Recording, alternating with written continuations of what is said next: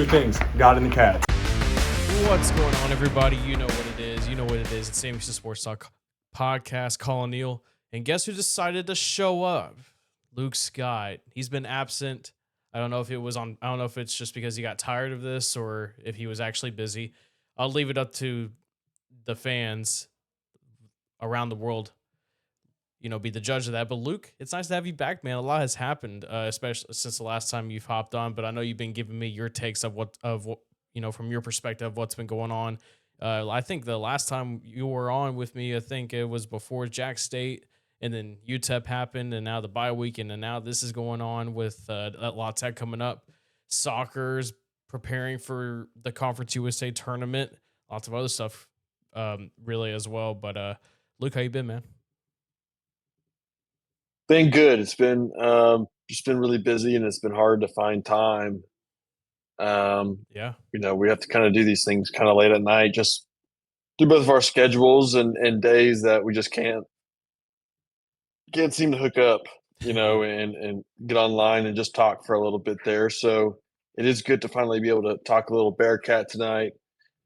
I haven't really, we haven't, I mean, obviously the football has kind of been the football this year, but I do kind of want to highlight the soccer team calling 8-5-2 on the year, 5-2-1 in conference. Just a great season and kind of a program that we've been kind of gearing up for years and years now. Whether that was last year's our first year here on CUSA Sports Talk, but then years before on Behind the Mic, obviously on the radio, we've been talking about this program getting better and better, and they've really put up a great year, and now they're going to the conference tournament here this weekend, starting off against Delaware. So obviously really excited about that, and basketball is fixing to be here pretty soon, but Yeah. we still have a lot more to talk about with this football team. Yeah, well, let's go ahead and dive first into the football. Then we're going to talk about soccer, talk a little about them, talk a little bit more about them. Actually, we got today on Tuesday, we got the media got to hear from both head coach Phil Longo and head coach Kendall Ayers, and we'll also get into some other general Sam Houston stuff. But if you haven't already, be sure you subscribe today to Sam Houston Sports. Follow us on all of our socials. Links are in the description, and also check out the Substack. I'm gonna start getting active on there with some articles and such, some some niche things. If it's slow, you can go read up a few things. If you're in the office, if you're in the classroom, you're like, man, I really don't want to listen to this professor right now. You can just pop up Sam Houston Sports Talk on your AirPods or whatsoever. And also, guys, I got to interview head coach Raven Justice of women's basketball. That interview went up on Monday. And if you're curious about women's basketball this year, go ahead and check out that pod. It was a good conversation with Coach Justice. And I'm also going to be interviewing head coach Chris Mudge of men's basketball soon. And I wrote a little bit about the exhibition that they had against SFA on Saturday. The notes are in the Substack, so go ahead and check it out. But let's go ahead and dive straight into football. This was head coach Phil Longo's opening statement in the press conference this morning on Tuesday. So this is our third bye week, and it has been a long one. It is 15 or 16 days long, so we're pros at it. We've been through two already. I've never been through a season with 3 bye weeks, so this one was a little different. It was a challenge, and it's long. So we are coming off of a get better week for us. That's typically not the approach I take during a bye week. We usually get right into the opponent. This week we did. We took a step back. We evaluated a lot of things in the program, different situations on both sides of the ball. We addressed a lot of that. We worked a lot on situational football last week.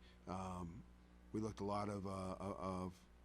a lot of our foundational stuff on OD and special teams, and tried to shore up some of that, improve some technique, and clean up some things. And then we jumped into La Tech towards the end of the week and just finished up our second practice this week heading into Friday night's game. So I like where we are right now. We had some an edge in practice today, which was nice to see, and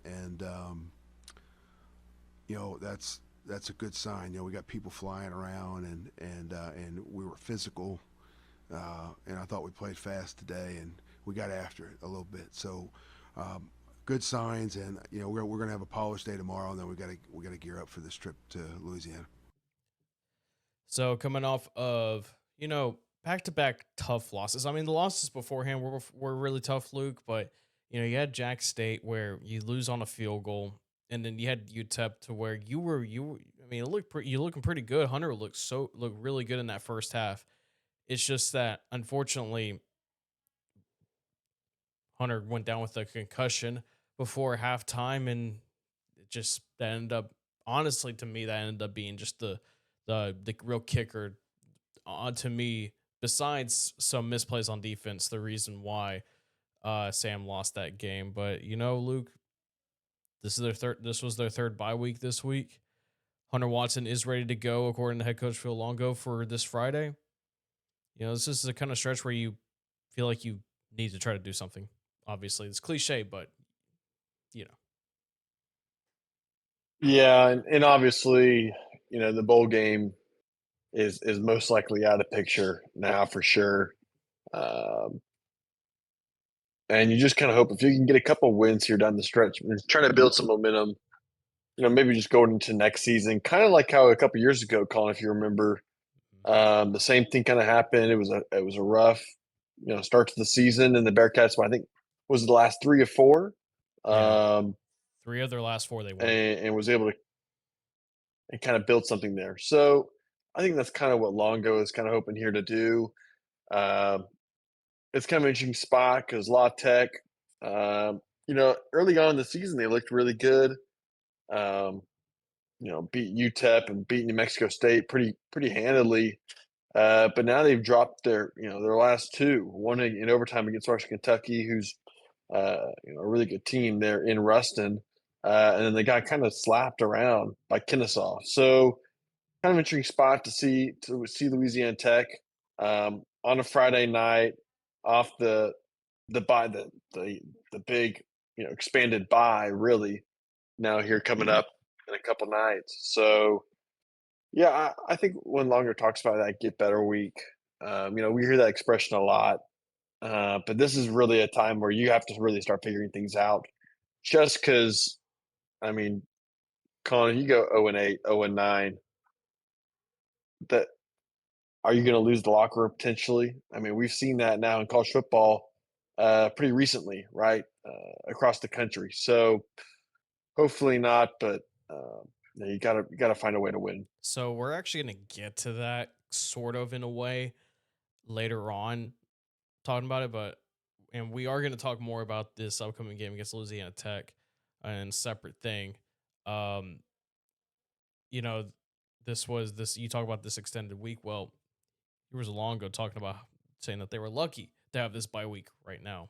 It has been a challenge, the 3 bye weeks, and this one came at a good time because it gave some of our guys that are injured, including Hunter, an opportunity to heal and get through protocol and get back out on the field and have a good amount of practices in preparation for the game. But he has systematically gotten better every week. I think we've seen that the most the last 3 weeks.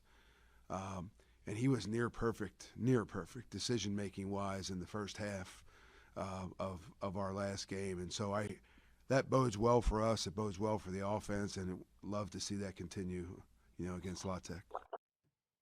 That was long ago on the bye week, and also Hunter getting better, and I think Hunter is getting better. It's just that I really do think that I think Sam Houston wins against UTEP or maybe loses at the last second by 1 possession because, look, UTEP was not stopping Hunter, it seemed like, in that first half. And stopped him a couple times, but it seemed like the momentum was gaining up. Again, though, just Hunter went going down with the concussion. I mean, I don't care who you are, Luke. I don't care if you're the best coach ever. It is an insurmountable task to try to win a game, a close game at that point against any team really. When your starting quarterback goes down right before halftime, because guess what? You go in the locker room and all you can really think about is like, man, our starter just went down. I mean, it's not just the coaches that are thinking about it; it's the whole team that's thinking about it. But it's a good thing that they got that hopefully hash things out, especially on the defensive side. but also other guys getting healthy for this final stretch where it could be key, like you said earlier, to build some momentum heading into next year. Yeah, totally. I mean, it is kind of a gut punch when your guy goes down there in the first half. Colin, do you think? I mean, obviously we lost the game pretty handily there. Yeah, You think if Hunter Watson stays in that game, I think that's the first one of the season? I think so. Then again, though, that Jack State game, Hunter played really well. Offense did what they could do. Offense played their most complete game, honestly, in against Jack State. It's just unfortunately at the end there what Longo called a timeout for the defense to draw something up for gearing up for Jack State's final offensive play before trying a field goal. You rush three, you run a stunt, Yep. and you didn't have anybody covering on the boundaries. And like all Jack State did, Luke, was run a basic bench concept where you have a guy running a corner and then you have a guy running an out, and it was in a right to out of bounds. It was it's simple, like nothing really about that was complicated. And you could see Longo's reaction afterwards.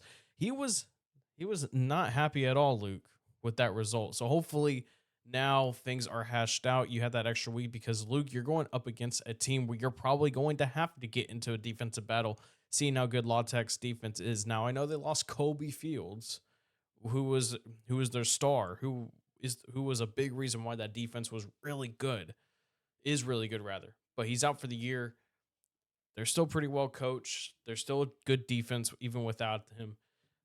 So you're gonna have to get it. You're probably gonna get in the defensive battle with the Bulldogs come Friday on Halloween night, where they're debuting black jerseys that look really freaking cool, and on homecoming night. It is. It is. And don't forget, Colin, last two times we've played La Tech, the Bearcats have won. Yeah, And the last time they played, Colin, it was a absolute slugfest there, it 9 was. to 3, It Colin, was in it Huntsville. was it So was a football. It was one of the football games of all time. it it was a football game. And that is what we talked about after that game. We said, well, we just witnessed something. Um, no, so I think this program has had the latex number a little bit within the last couple of years. Um, so that's why I think I kind of like Sam more than I probably should. Kind of Uh, going to this game, obviously the situation coming off the bye, there's going to be some rust. I think there just kind of will be. You're going to have to get through that, but um, I don't know, Colin. You just have to. I mean, at this point in the season, it has been okay to see, or good, I should say, really. You've seen the team get better a little bit. Um, you know, in the past few weeks, and it's kind of been not necessarily hopeless. Like we could have easily won 2 games there. I think potentially in the last 2 weeks, but they haven't. So it's gut check time for this team. mm, gut check time indeed. Well, before we get to the more interesting part of this press conference, we get to the second interesting part, and it's on NIL. Coach Longo was asked about NIL, and he's kind of dropped tidbits about this and that. I just thought this answer to he was asked by our good old friend Lane Fobbs from Bearcat Bites newsletter. He was asked this, and I just thought this answer was interesting. Well, I alluded to it earlier. It's something that really didn't exist here before, and it does now. And so it kind of changes it changes. Our resources are very different heading into um, this recruiting season than they were in the past.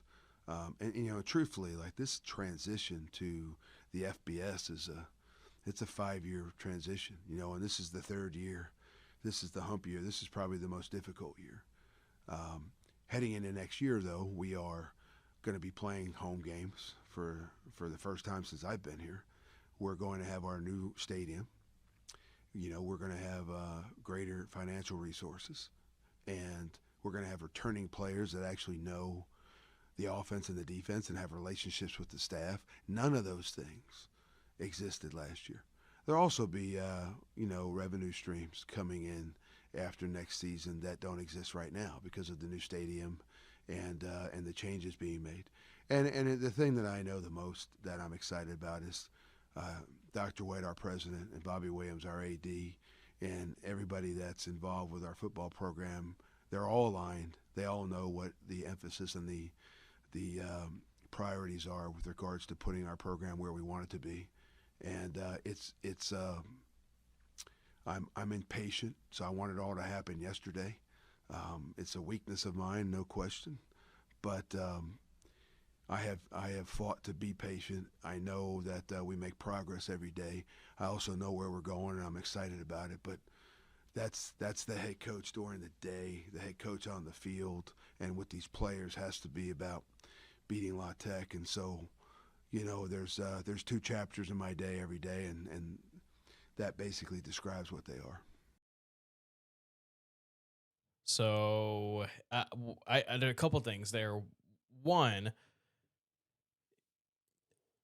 when he talks about streams that did not exist before, few things could pop in my head. One, stadium sponsor. Two, field sponsor, and a bunch of other sponsors that I could go on about that are possible. But the two main things that I personally want, Luke, going into next year, a stadium sponsor and a field sponsor. Like, those are two massive ways in the right direction when it comes to bringing in money for athletics and whatsoever.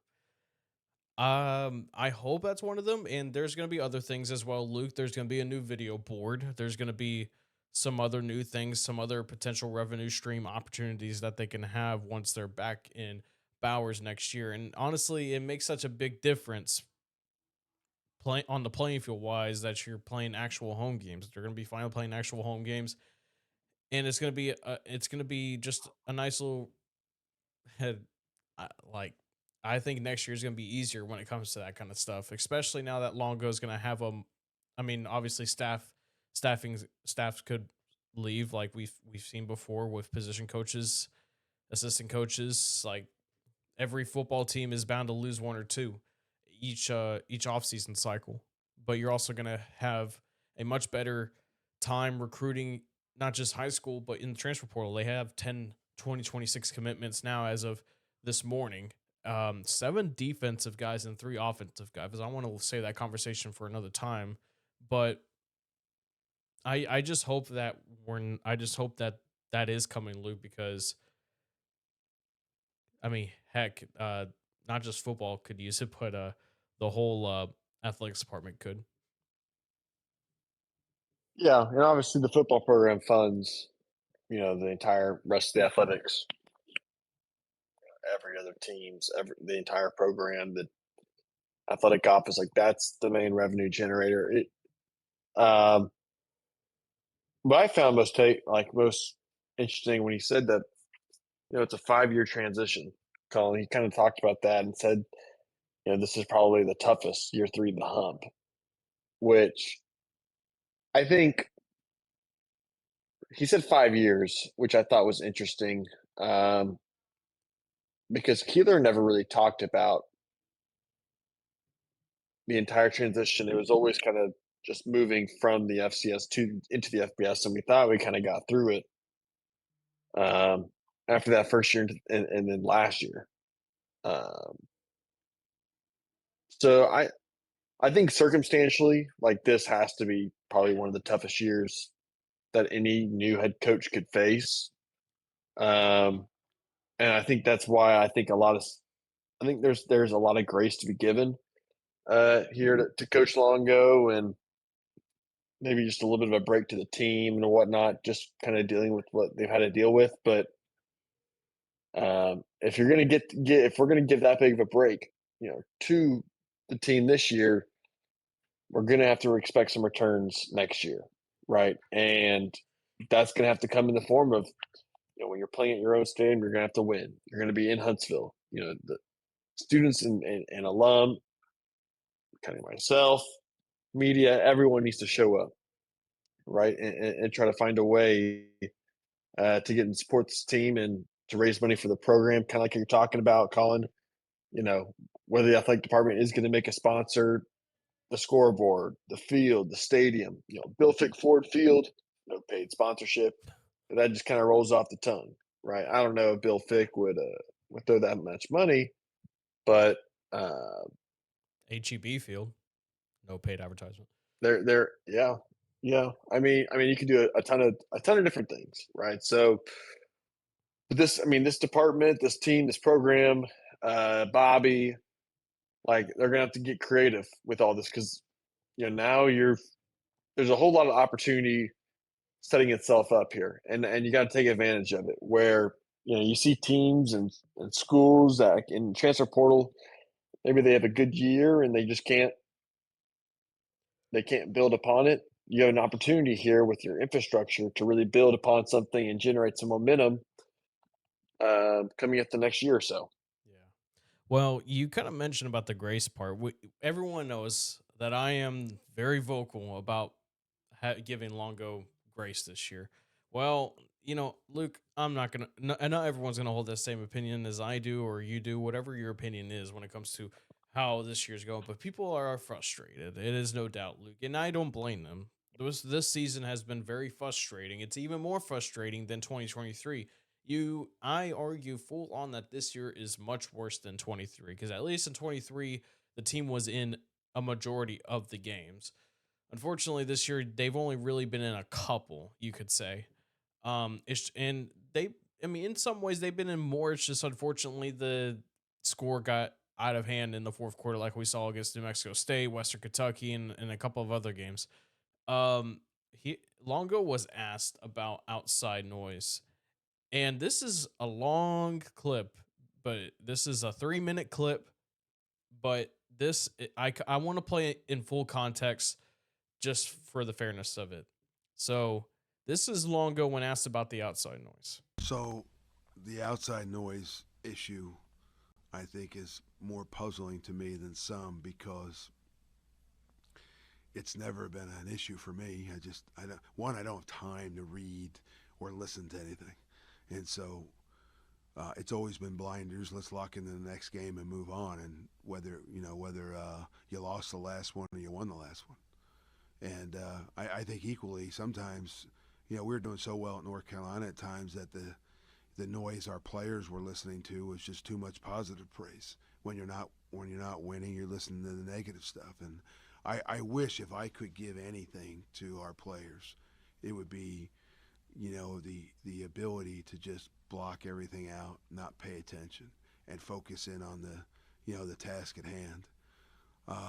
But an 18 to 22-year-old sees life a little bit differently than I do, and our staff. And social media is a big part of everybody's life nowadays, and it's probably very, very unrealistic and naive to think that these guys aren't going to be aware of what's being said, whether it's negative or positive. And so we talk about blocking out the noise. We're talking about being a professional. We're talking about maintaining some composure and some poise. We need to do that on the field in game, but you need to do that away from the building also, because anytime something that somebody thinks outside and away from the program, who typically has no idea what they're talking about, and they get lucky and they're right sometimes, and oftentimes because they don't know what they're talking about, they're wrong. But when you let their opinions affect your daily routine, you're allowing somebody completely away from the program to affect your progress. And I think it takes a little maturity to understand that. I think it takes a lot of focus to maintain having blinders and working on what really needs to be worked on. And so it's a constant everyday challenge, and I don't think there's a coach in this country that doesn't feel that way to get your guys to stay locked in and focused regardless of how the season's going. I mean, I always say this, George Seifert, and I know I'm dating myself now, but George Seifert won the Super Bowl, and then they turned around and fired him the next year. And there's always somebody that's not happy with what you're doing. I am more concerned with the belief in the building that our process is a good one, that it works, and we all stay as dedicated to it as the day that we got here, and we're doing that. And we have full confidence, myself and our staff, where we're headed with this program. And right now, the most immediate deal is La Tech. So we're gonna put our best effort into that, and then we'll line it up and get ready for the next one. And that that's a boring answer for y'all, but that's going to be my answer every time because it's the way we're running the program. Forgot to turn on my mic. Now, I'll say this, like, I do think that he's sort of lying a little bit there. It's coach speak. I mean, they're always going to say, well, I'd never really seen this or that. Honestly, Luke, if I'm being completely honest here, I think they all see stuff about them all the time because they're, they're on their phones a lot. They're probably on social media, and like sometimes it's hard to avoid like things that are positive or negative about you. It's hard to really avoid those. Now, this comes off the heels of 6 players leaving the program, that especially one in Shane Porter, Caleb Black, and a couple of other guys. Keelan Cox also has left the program. They're all no longer on the roster. There's a couple of others that happened early in the season that I didn't really personally notice. The and then there's that Bro Bible article that came out and all that.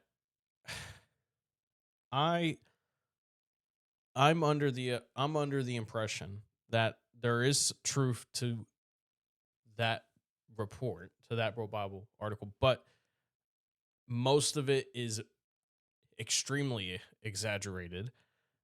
I've already said before that I'm pretty sure I know who the sources are in that article. You just gotta think about it. I'm not gonna say it just put it on blast, but you gotta think about it.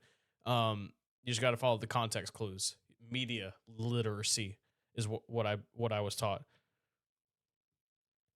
The thing is that there's people that are always going to be PO'd about anything, from fans, coaches, alumni base whatsoever, and players. And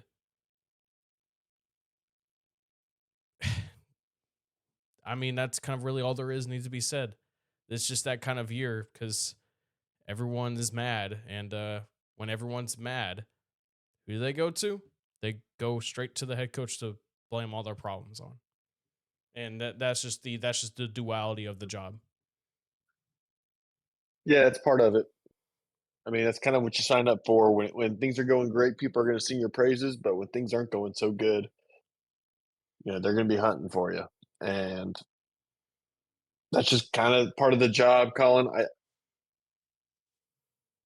If I was Coach Longo, I don't know. I don't get the feeling that he's very. I get the feeling that he's kind of numb to kind of all the losses right now, and maybe not like urgency is an issue because I think he is urgent, and they're really pushing these guys, but.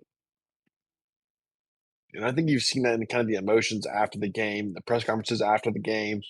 You can see the dude is just upset at the end of the games by just the way that we've kind of lost. But I mean, if you go down this um, this season, Colin, and you go winless, knock on wood, and hopefully we don't.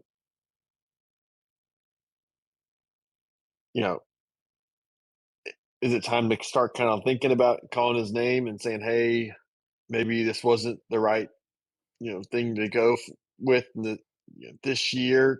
I mean, obviously, there's a whole ton of stuff that's kind of happened, right? And you're without your home stadium, like we've kind of talked about. But uh, I just think there needs to be a little bit more urgency, and that we just haven't seen.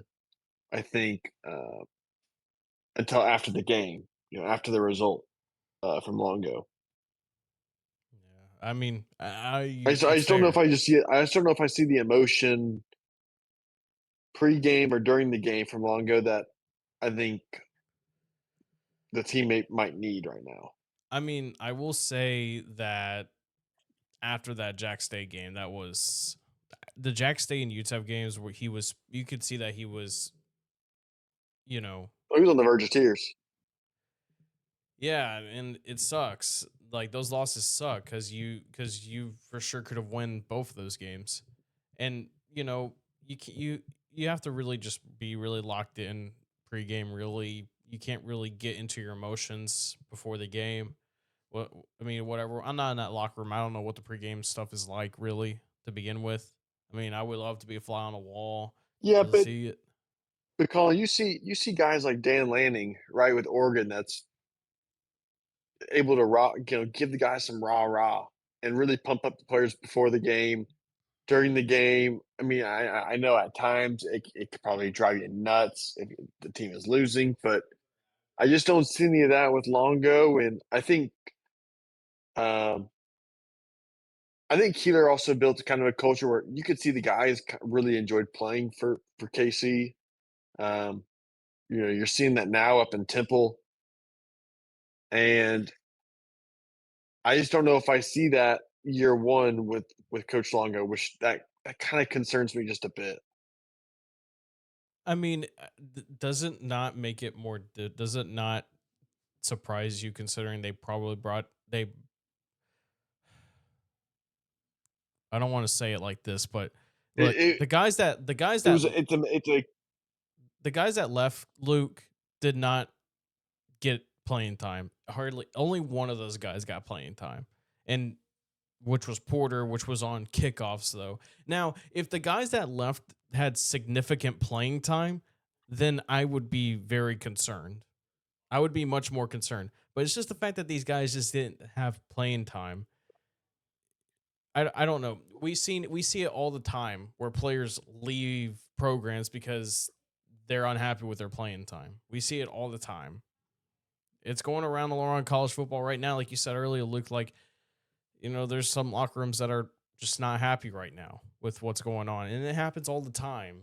Just like I said, I'm giving Longo all the grace that he needs for this year. There's things I'm of course going to be very critical on, like him being a head coach in particular that he still needs to get better at, and hopefully, I mean, I don't know, I'm picking them to lose against La Tech on Friday, but you know what?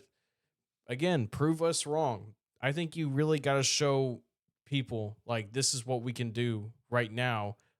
Look forward to next year. yeah, It's, you know, yeah. It, you kind of look around college football, like you talk about, Colin. I was watching that game Saturday night between A&M and LSU, and I saw LSU quit. They quit on their coach. They quit on Brian Kelly, and I think Brian Kelly kind of quit on them too. Like I think that was just wasn't working. And not that I haven't seen that with Sam at all, but oh, those guys are still playing. those guys, yeah, of course. And you see the guys that quit the team or like left the part, whatever, they quit. Um, they're probably thinking, hey, our team is winless right now. Why don't they give me some playing time? Because obviously what's going on isn't working. And I could see that. I could get behind that understanding. I could see that as a player. Like, look, these guys aren't winning. Just give me a shot and see what happens. But if you're not performing in practice, or if you're not giving the coach a good reason to, um, whether that's on the offensive staff, whether it's Longo or the defensive staff, whoever, the position coach, whoever it is, if you're not giving them a reason to in practice, they're not going to play you. And Yeah. I think that's kind of what it came down to. Um, and maybe it was good just to get those guys just out of the locker room. I mean, who knows? Who knows what? Just freeing those lockers up, right, and giving a couple guys a little bit more, leg room, on the plane or whatever. But I don't know. The urgency is a key factor here, and I think Longo understands that. I just kind of like to see it a little bit more during or before the game. It just kind of feels a little, no, a little like unexcited. If you know what I mean. Like Yeah. it's just kind of mute. Yeah. Well, we'll see what It also happens. doesn't help that you're not playing in front of any fans at Yeah. home. Yeah. Yeah. That's hard. That's hard to do. Well, listen, they are They still have 5 games to play. 5 game stretch to end the season begins this Friday against La Tech on CBS Sports Network, 7 p.m. Central kickoff. Preview that matchup in a separate pod. We'll see what happens. Still plenty of ball left to go, and Longo has still, in my opinion, though, still has a lot to prove to try to get fans excited for next year. We'll see what happens, but let's go ahead and jump on some positive stuff, Luke. I'm done being negative. Let's talk about soccer next here on Sam Houston Sports Talk.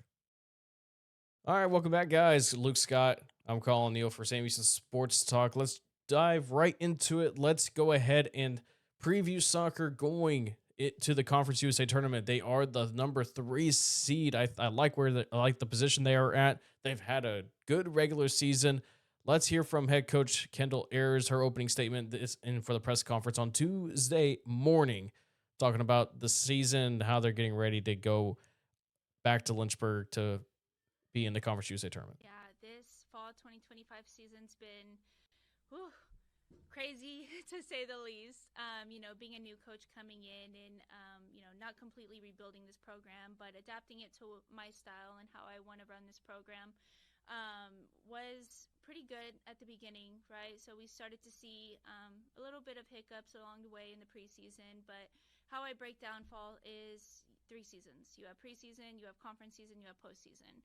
So preseason's all about growing the program and what we can achieve in that period of time going into conference play. And that's why we were so successful in conference. We tried different approaches through different opponents at various levels, and it set us up to be prepared for this conference season. Third seed is such a great standing for us. I think it's well-deserved being in the top 3, especially with that last match being an opportunity of even potentially being the first seed. And to be a new coach coming into this program and having the girls buy in so fast has just been words cannot describe as being a coach of this program.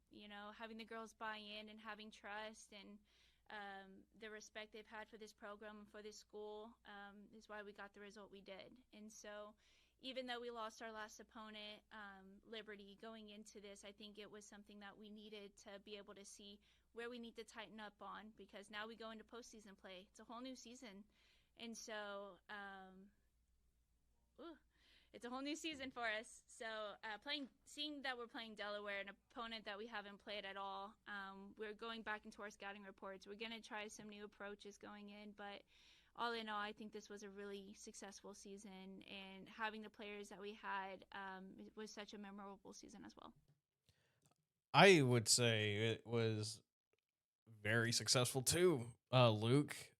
With the 5 conference wins this year, it is the most for a first-year head coach in the program's history, albeit it's 2001 since the program was created, 2003, I think, rather. But either way, this is an impressive season, Luke, and there's a legitimate, solid chance that they can do something in the Conference USA tournament. They face off against Delaware first, and then and the winner of Sam Houston Delaware will take on the winner of Liberty and La Tech.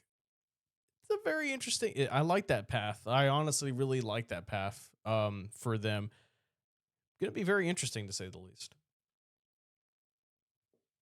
Well, it's the first time that this program's had back-to-back winning regular seasons since 2015. And I mean, that's pretty impressive. With 2 head coaches, really. With 2 head coaches. Yeah, good point. No, it's been very good. I you look at the standings, Colin, and I think Liberty, and I think it's really Liberty and maybe FIU, but I think Liberty is kind of the clear-cut favorite kind of going into this thing. But the progression that we've seen, and we kind of thought, kind of right when, Crivello kind of had this thing starting to go, she leaves, and we're like, oh, well, here we go again. What's this program going to do? Coach Ayers picked this thing up right away and took the ball and ran with it. Yeah. And you saw kind of down the stretch, ever since after that Western Kentucky game, You won 3 straight, kinda trying to build momentum, and not necessarily the easiest ways, Colin. I mean, it was some gutsy efforts, um, early goals, late goals, playing with the lead, and really trying to just hang on with it. They found a way, and so you gotta kinda give, credit to this team. I do find it interesting that, and she brought it up, you played, your conference schedule, but you never played Delaware, and that gets to be your first round matchup. So, it's not a team that you've seen and you've been able to compare and you've been able to actually play against. It's a brand new matchup, and you're going to be making your calls to people and see and kind of pick the brain of what kind of Delaware looks like and what you think you can exploit and attack on the film. But uh, yeah, no, very great. Been a great season, and I can't wait to watch the Conference USA tournament. You kind of you've already mentioned. I was gonna wait till a little bit, but you mentioned that Western Kentucky game, Luke. They lost in the final 10 seconds of that game, last second goal. I mean, they were undefeated in conference play up until that point, Literal last second. and it's easy for a team, Luke, to it. Well, it's not easy. It's hard to really come back from those kind of losses very quickly because that's heartbreaking. It's sudden. It was also at home too. So I actually asked Coach Ayers about what happened after that game against Western Kentucky. Yeah, I mean, we were pretty successful. We were undefeated until that game, and it's like we talk about, you get a brand new car, you park in the back until you get a dent in it, and then you feel more comfortable parking closer in the parking lot. And so, I will be honest, I was pretty frustrated after that game. I can always accept a loss, but I felt we could have really dominated and showcased a little bit more. And the girls knew that as well. And so when we came back the following week and reconnected, we went through our scouting report and explained we dominated in every aspect there. Shots on goal, possessive, connecting. But where did we struggle? And it was that last 10 seconds where unfortunately they scored the goal. And so I think it was a good growing moment for us because being undefeated until then, we had to be able to grow somewhere. And from that point, it was we play a full 90 minutes. Doesn't matter if it's the first 15, the last 15, or last 10 seconds. We have to stay bought in and locked in, and which is why you saw the shutouts the following games. I mean, yeah, it's a pretty simple, Luke. I mean, really the highlight of this team has really just been this defense, and I'll play this one real quick because she talked about the defense beforehand, and they given themselves quite a fun nickname. The defense, I mean, you've seen the growth throughout the entire season. It's not like they woke up one day and became this strong back line. It was something well learned on all points, and you see the constant rotation through the back line.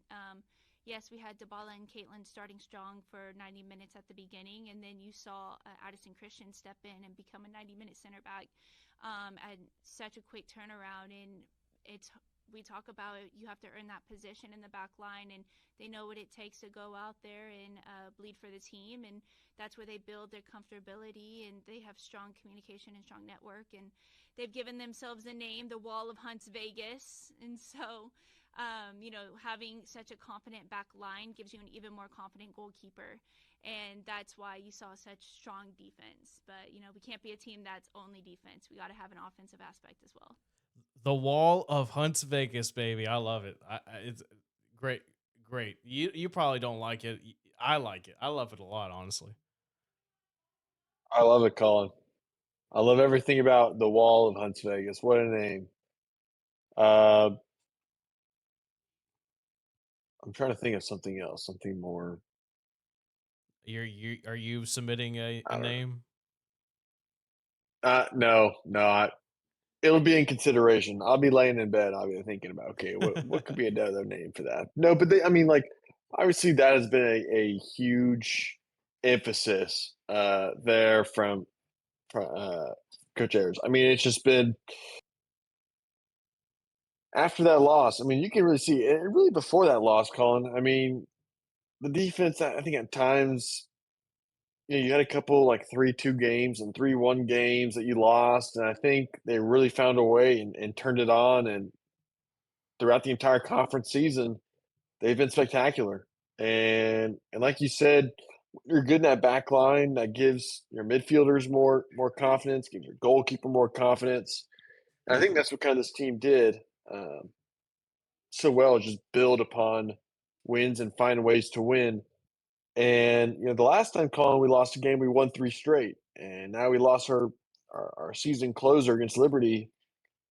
Now here's a chance, Colin, if maybe a couple more with 3 more wins, that would look pretty good. Yeah, honestly, I'm okay writing off. It sucks that you lost that game against Liberty because if you won, you would have had a shot at a Conference USA regular season title. But but even winning it, you wouldn't have gotten it because Western Kentucky needed to lose or draw against Jack State. But Western Kentucky won on the road in Alabama 1-0. But you know what? I feel like maybe that this is a doable path. But Luke, they had the last 3 games on the road. I mean, over almost 2 weeks.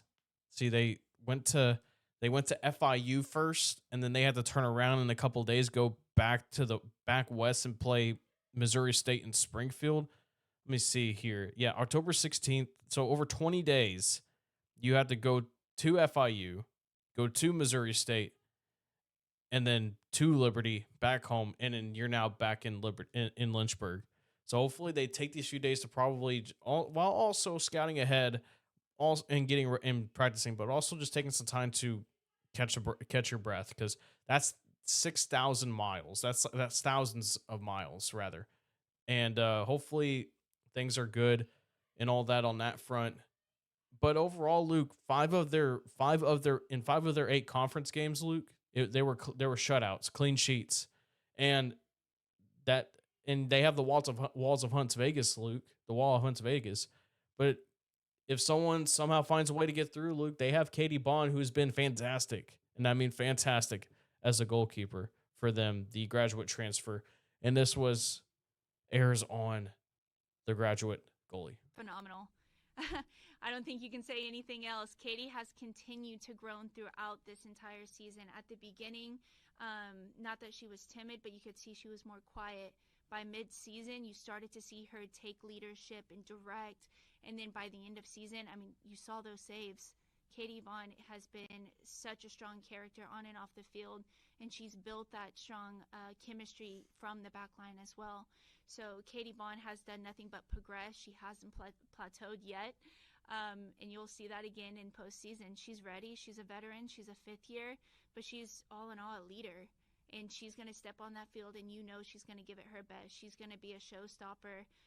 She's well-rounded in distribution to 1v1s to even the outside the 18 shots. So super excited that we have Katie. Love that she's continued growing, but she's also helped other players grow as well. Again, you have a confident back line, an even more confident goalkeeper. And when you have that confident goalkeeper, you make magic happen. And having a goalkeeper, defense, midfield, and strikers all bought in, that's why, again, we get the results that we get. So Katie Bond's been phenomenal. I'm super excited that we have her, and you'll see her make that magic again this Sunday. So yeah, I mean, the back line. I'm very confident in the back line, Luke. I'm very confident in the goalie. The one thing I'm really having, where I think is going to be the main question going into the tournament is going to be the attack. They do a great job of formulating attacks, getting into the attack in third and getting something going, taking the opportunities when they get there. Just finishing, executing at the end is where I think it'll get going. And this was airs on the attack. I asked her about just having people that she can rely on all sides, because Luke, your leading scorers are a senior and a freshman.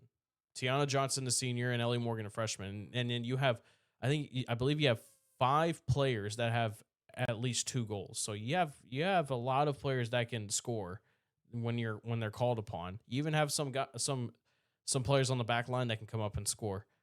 But this was Kendall Ayers on the attack. Yeah, I mean, we're a well-rounded team. We don't put an expectation on a striker to be a leading scorer. Anyone on that field can score. You saw us win against UTEP with an outside back scoring a goal. So to come in, whether you're a veteran or an incoming freshman, there's opportunity there to finish. We don't base our team off of 1 or 2 players to go. So that's why you see Tion and Ellie with the 4 goals. You see Indy with a goal. You see Taylor with a goal. You see Dybala with a goal. Doesn't matter where you are in the field. The opportunity presents itself. Finish it. And so it speaks volumes when you have a coach who you can't scout one player to do all the work. You got to scout every single one of our players. That's either the starting 11 or the ones that come off the bench as well. Now, I do like the philosophy of, like, if it's there, go ahead and just shoot the thing. I do think sometimes they do get a little antsy and not let things develop a little bit more to where you could potentially get a better opportunity. So I think a big key for the attack going into this weekend is, like, yeah, if the opportunity is there, then go ahead.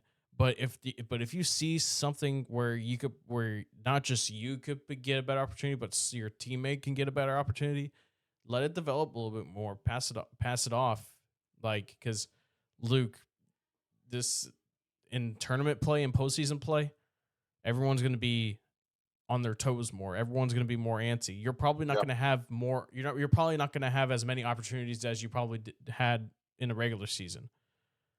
So you're going to have to really capitalize on attacking opportunities and make the most of them, in my opinion. And I think that's going to be key going to this. Yep. It also makes set pieces more of a key, right? If you're able to get a couple corners, you got to take advantage of it. Penalty kicks. What would that be? A spot, whatever they call it, a spot kick, penalty kick, whatever they call it. Free kicks, like those type of things, you're gonna have to take advantage of because those opportunities are going to be limited, right? And it's exactly what you say. And I'm sure the refs are going to call it maybe a little bit more loose. I think they're going to let them play. So, I would think this favors us a little bit, being very quality on the back end and kind of play to our style. But also at the same time, I like how you say, you got to let things develop. But um, I think, going forward wise, we got to go and take it. And I think if you can give this team, this defensive unit, right? If you can get that back line and Katie Bond a 2-goal lead, they'll shut it down, Colin. I think they can just shut anyone down and really, take a hold of this conference, maybe. That being said, you got to get those 2 goals, right? And that's a lot easier said than done.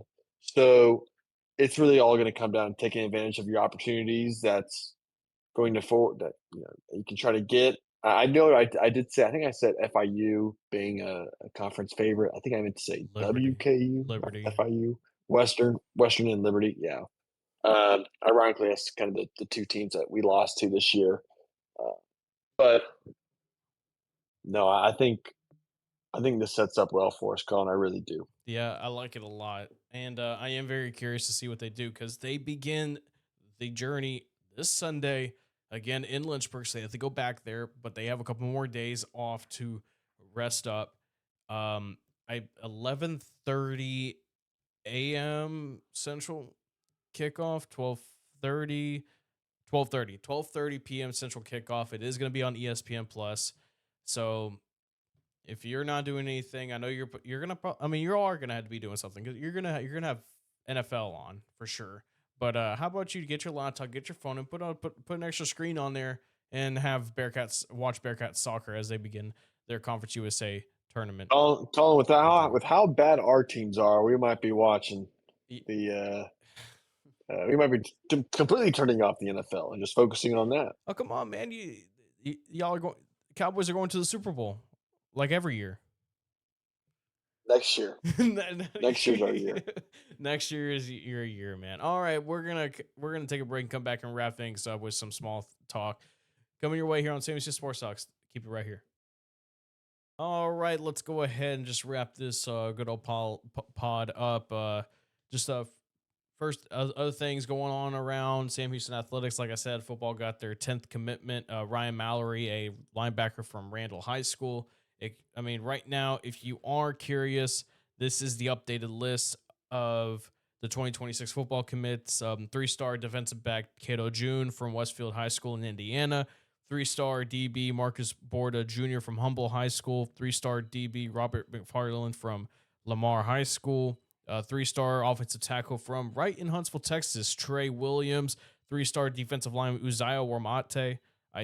I believe that's how you pronounce that, from Denton Ryan High School, so not too far from your neck of the wood, from where you are, Luke.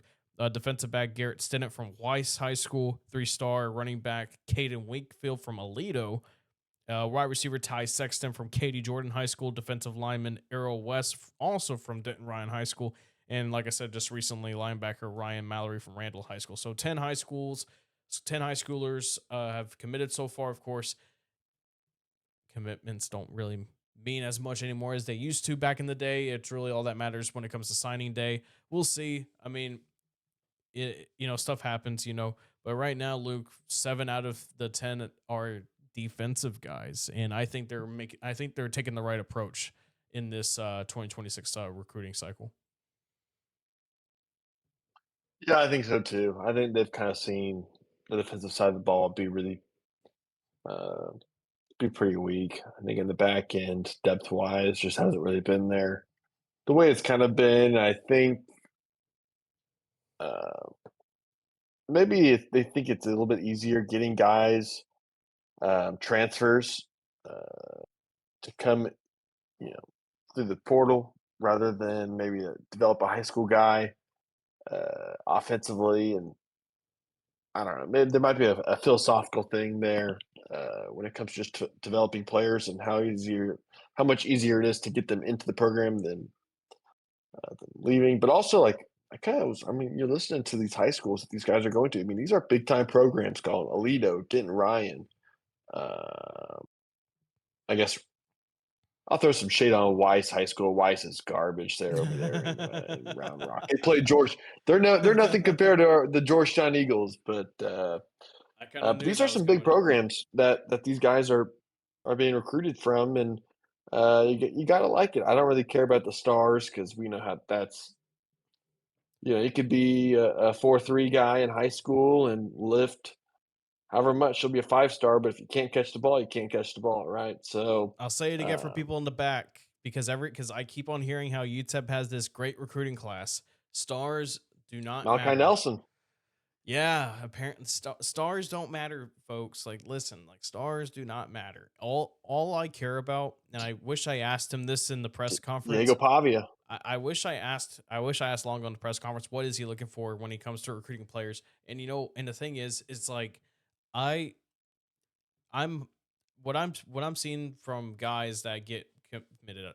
I mean, yeah, the stars are cool, but go watch the film and make your own decisions about what you should think about this player and statistics and all that. I just care about if they are the right fit for the program, and that's where I'm going to leave it at that.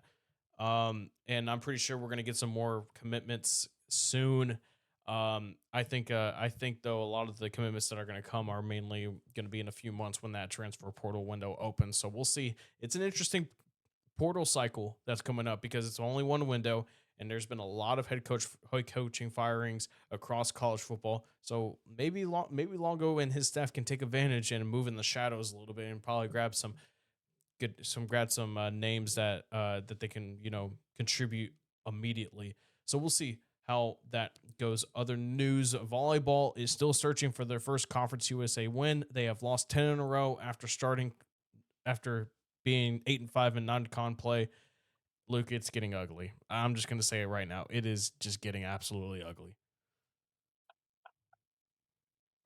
I know, Colin. We kind of talked about at the beginning of the year. We were like, okay, maybe this freshman team really has something to them, and maybe not, Colin.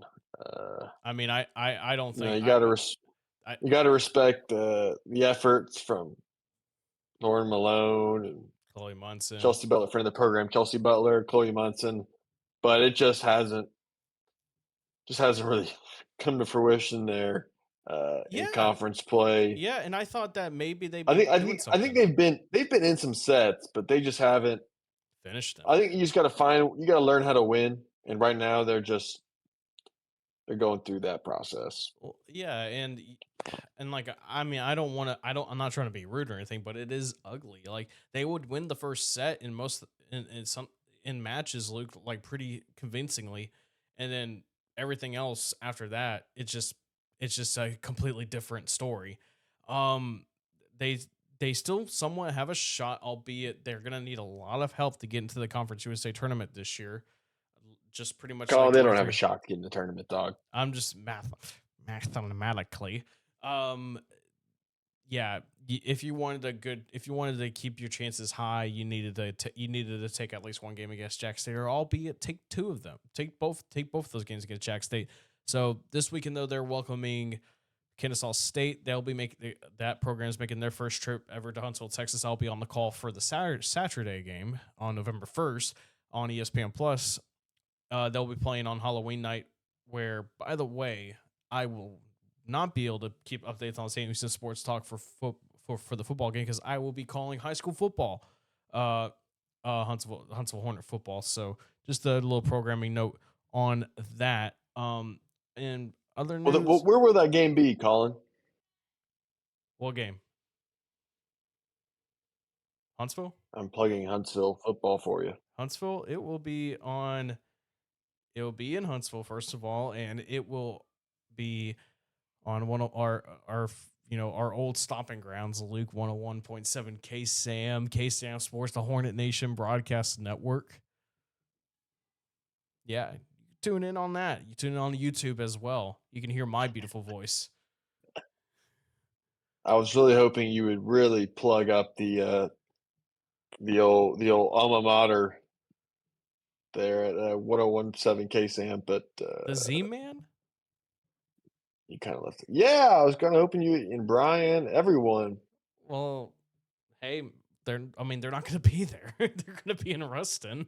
That is true. Yeah, that's a good point. Oh man, but of course, thank the Z-Man for hooking me up, for hooking me up on that. But guys, that will do it. Luke's nice to have you, and we will hopefully preview La Tech here pretty soon. It's a big game. They're 17-point underdogs to open up. That is a lot to overcome, but we'll see how it goes. You never know what you're going to get when it comes to weekday Conference USA, baby. I mean, I got good old Kennesaw State and UTEP up right now. And Kennesaw State and UTEP are in a battle right now with 2 minutes to go in the third quarter, 23-20. Kennesaw State en route potentially to being bowl eligible, since they are 5-2. Colin, it's a beautiful thing when you got the Sun Belt, when you got the Fun Belt, and you got weekday, what's it called? Weekday USA, baby. Conference USA weekday. Oh my God, dude, it's a beautiful thing. I'm still more or less on the inexcusably awesome football. I personally like inexcusably awesome, because you got CUSA. You got CUSA in there in the middle of inexcusably. So it's a clever thing. Shout out Sickos Committee on that. But that'll do it, guys. I'm Collin Neal. That's Luke Scott. As always, eat 'em up, cats. 2 things. And guess what, guys? Basketball season is almost here. If you haven't already watched to Coach Justice's appearance on the pod from Monday, go ahead and check that out. Follow us on all our socials. Check out our Substack. And yeah, guys, see you next time. And go Bearcats.